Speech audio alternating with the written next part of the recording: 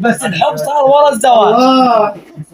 انا انصح بالزواج التقليدي وبعدين يصير الحب. صحيح والله العظيم، لان الحب وتخلص الكلمات وبعدين من تزوجها ينفع فيكم الحب صفائي، ماكو شيء مطروح ما تقول. المهم ف5 سنين تقول لي اكتب لي قصيده، وانا باوي اريد اكتب. يوم من الايام وكان اقعد وجه للقصيده جايه، وكان كتبتها كملت لازم واجب 9 ساعات قريب على بيتنا. الساعة ب 12 ونص والله اجيتها وحدنا، وكان لقيتها جاي تخبز بالله، فاتحة باب المنور وجاي تخبز.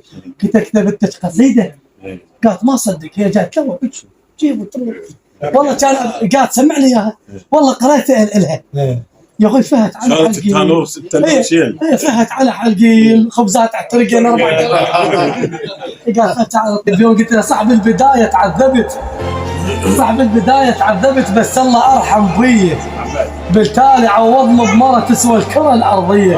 قلت شيخة معدلة بالملقى فازت عني، سوتنا قطع زوبية.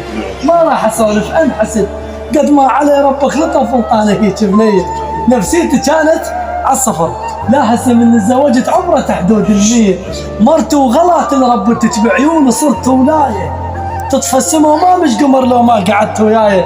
سألوني تبديها بشي واشترت العيون وقلت تبديها هاي. الحمد لله والشكر مستقر وضعه وحاله، مرتاح كلش والتعب راح وتعدل بالي.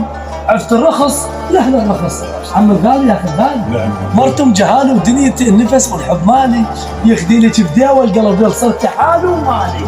صارت لي بلسم عالجرح لا واصبحت عافيتي، من نردش منها الصبح يوما ابقى من السم ويبقى العبيد بريتي. صارت لي بلسم عالجرح لا واصبحت عافيتي، من نردش منها الصبح يوما ابقى من السم ويبقى العبيد بريتي. سميتها بتوت القلب بس من اصيح لها وتتجاهل بشبعة بيتي.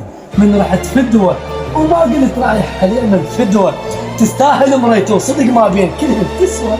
الزوجة حقها على الرجل، حقك علي الابيض، حلو حالاتك من العسل وانا خرب عن الحل. والله يا من هيجي قلت انه معطل صح.